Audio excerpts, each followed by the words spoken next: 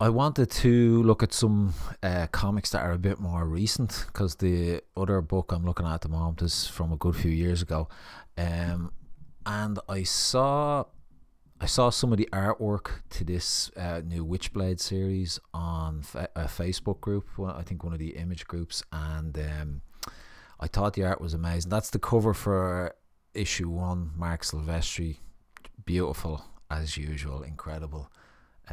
I could look at his stuff all day, and the artist is Giuseppe Cafaro, which I'm guessing is an Italian dude. Um, so the main point of this video is over the weekend I looked at two issues. I'm trying to do just a quick video per issue, but I never got a chance to film any videos over the weekend, and I ended up reading two of these. So I'll just kind of cram them in together, because the issue, not a ton. Like I did buy Witchblade, the original Witchblade series back in the day. I kind of can't really remember much about it, so I think this is a kind of retelling or something.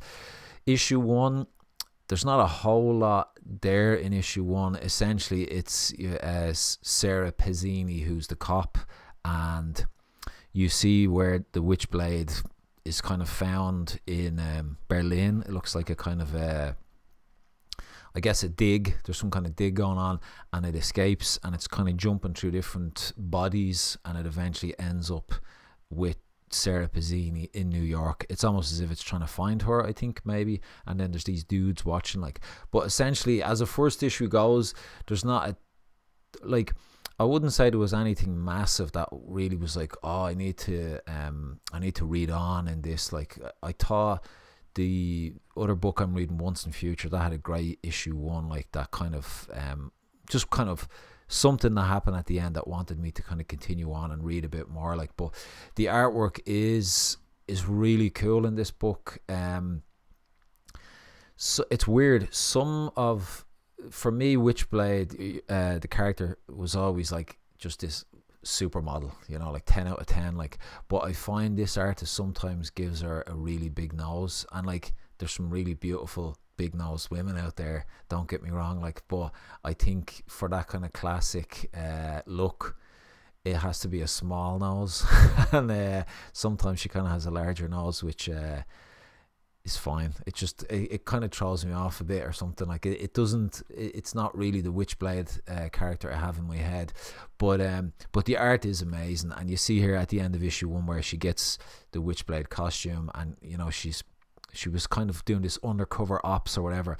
But the main kind of, I think, more funny kind of moment in this book, it was in issue two, and I'll just go to here. There's a lot of good stuff in this book. I actually love issue two, where it's going into how the Witchblade affects her senses. It's almost like she can hear what other people are saying, and she's just really in tune with her environment. And that's all really cool. I love in superhero books where you get that from characters. You get almost the everyday kind of low-key advantages that a superpower would get you. But the thing that kind of threw me off, I was kind of laughing, I think it's this scene here. She's kind of deep in thought, and then at the end she says, if I weren't just so fucking horny. And I was like, all right, so it's it's gone in. I don't know if the original series went in this angle, but this one kind of surprised me, and you'll see further on why. But she's getting tracked by these guys. I remember that guy Nottingham. Can't remember exactly what his role is in the story, but he was at the end of issue one. But essentially, what made me laugh, this to me is so far detached from reality in my mind. So you go to her apartment, and she says, and when it comes to raw animal desire, I have my orgasm so big it totally ruins the experience for whoever I'm with. And then she's like, I'm sorry, it just happened. Let's keep going. I want to be able to. And he's like, show off. And he leaves. I don't think there's any man on planet Earth, right, who hooks up with a 10 out of 10 supermodel gives her an orgasm and is pissed off because of it, probably the biggest orgasm she's ever had in her life.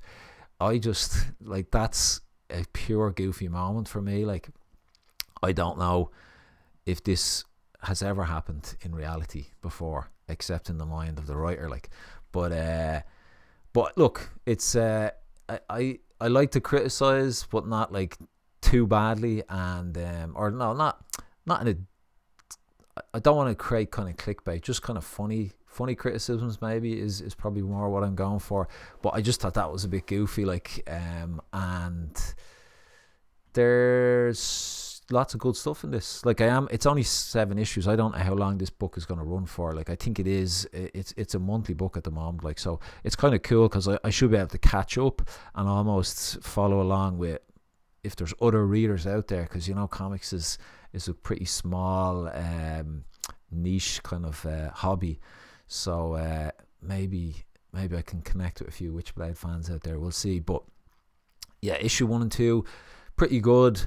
Really nice art, some really good art in there. Like, I think even though I've a few kind of niggles on the art, I think it definitely a really good choice for the series. And I'll leave it at that for now.